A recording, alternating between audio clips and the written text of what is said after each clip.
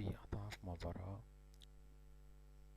تشكيلا لفريق الشرقية لعب اليوم مباراته في الجولة السابعة أمام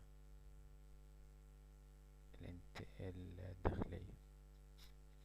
وسط الخلافات التي تواجه الفريق الشرقية من المشاكل في الإدارة والمدير الفني، دخل فريق الشرقية اليوم مباراته أمام فريق الداخلية في مباراة لا تقبل القسم على 2.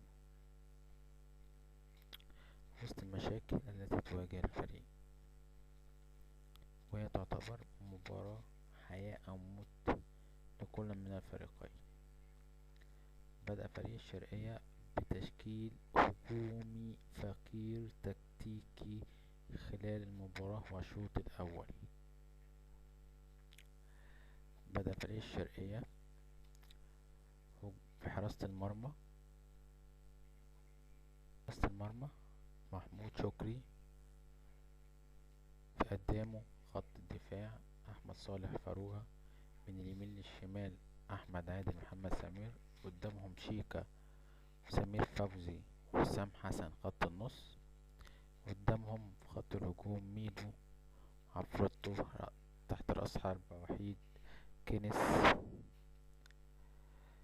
لعب الكابتن طارق إيحاء بخطة 4-3-3، بخطة فقيرة جدا لا يتعلم من الأخطاء في المباريات القادمة. فريق فقير تكتيكيا، لا يوجد ولا هجمة على الفريق المنافس للمباراة، بالرغم من كثرة كرات الثابتة التي لعبها فريق الشرقية خلال المباراة ولم يستغلها ولا أي كرة ثابتة خلال المباراة من خلال فاروق الطويل. هذه إحدى الفرص الضائعة من وسط الدفاع الغائب من الفريق والحارس المرمى محمود شكري المهزوز. كان هناك هجمات مرتدة خطيرة على الفريق ولكن تعد بسلام. فعلا فريق الشرقية محتاج حارس مرمى، حارس مرمى تعبان جدا. مباراة فقيرة جدا من ناحية شيكا، كويسة ورائعة من ناحية رؤى وأحمد عادل. شكري محمود شكري من أهم نقاط الضعف في فريق الشرقية، منه مشاكل كتير، مفيش منه أي مستوى، مش ده الحارس اللي يشيل الفريق نهائي. ندخل على عادل أحمد عادل كان بيعمل هجمات، يعني نقدر نقول كان بيساعد لحد ما، كان بيطلع قدام يسلم الكرة لعفروتو. ونفس القصة برضو عند محمد سمير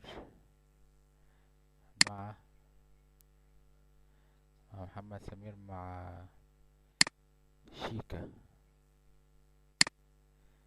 سلموها بس ما كانش فيه شيكا. ما مش عارف ماله شيكا، مش كان موجود النهاردة شيكا في المباراة، مختفي نهائي شيكا، عليه علامة استفهام.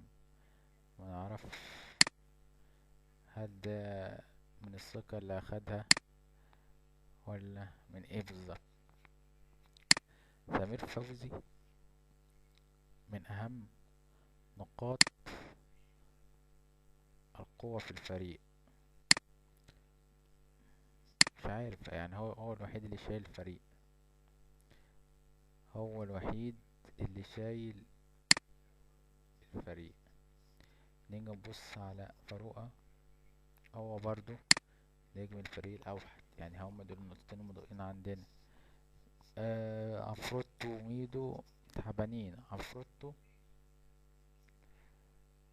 اللي هو ايه، ينزل الشوط التاني بس 10 دقايق كده ويطلع، مفيش حاجة غير تاني، مفيش ولا هجمة ولا أي حاجة.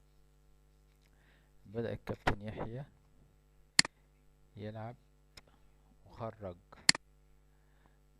كينيس لو كان اصلا مش موجود. كان معرفش هو رايح فين ولا بيعمل ايه بالظبط، ولا ايه هو لازمته. مفيش ولا اي كرة وصلت له، ما كانش موجود اصلا. فخرجه ونزل مكانه اسمه ايه ده، شعراوي. هو برضه اصلا نازل مش ليه اي حاجة، مش الا الكرة اللي هو عملها فاول، ويلا ما حصلش حاجة تاني. وخروج عفروتو ونزول خروج عفروتو ونزول عادل صالح مكان منه. هجيب اللي هو اصلا ما كانش ظاهر اصلا. نزل عادل في الشوط التاني، ما فيش، كله نايم. فهجمة مرتدة اجت على الافندي من ناحية اليمين. الفريق كله متقدم زي ما احنا شايفين كده، فاروق او كله، مفيش غير احمد.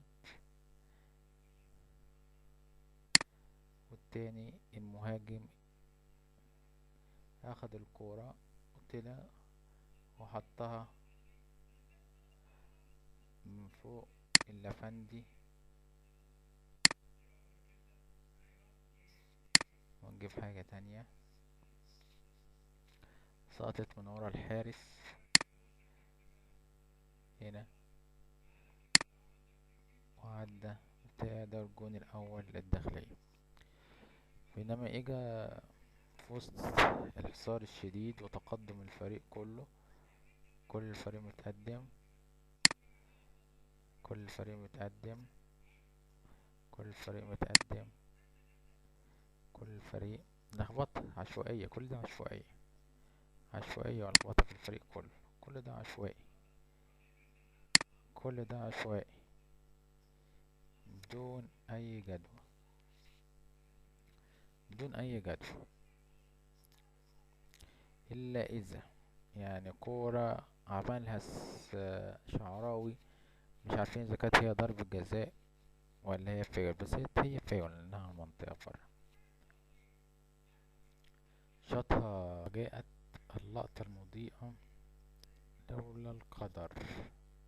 عصام عادل وكورة زي ما احنا ما قلنا، فاول من على المنطقة هنا، في المنطقة هنا على حدود منطقة الجزاء. يشوطها حسام عادل. سبحان الله، مش مكتوب ان الفريق يصعد ولا يجيب. كرة تيجي زي ما تكون جاية في المرمى، في العارضة، متنشلة في العارضة هنا. عندناش حاجة تانية غير نقول حسبي الله ونعم الوكيل في كل ظالم. مفيش حاجة تانية نقولها غير كده، غير كده.